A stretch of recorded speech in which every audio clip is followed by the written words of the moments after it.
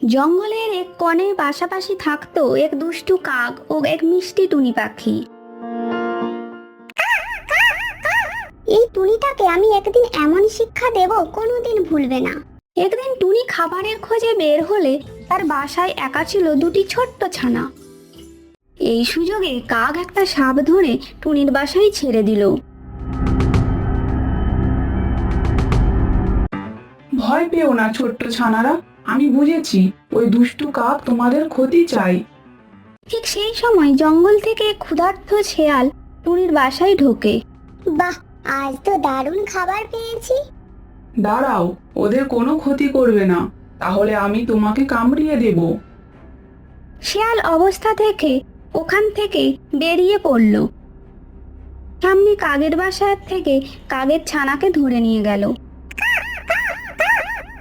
আমার ছানাটাকে শিয়ালে নিয়ে চলে গেল, কি হলো আমার সর্বনাশ।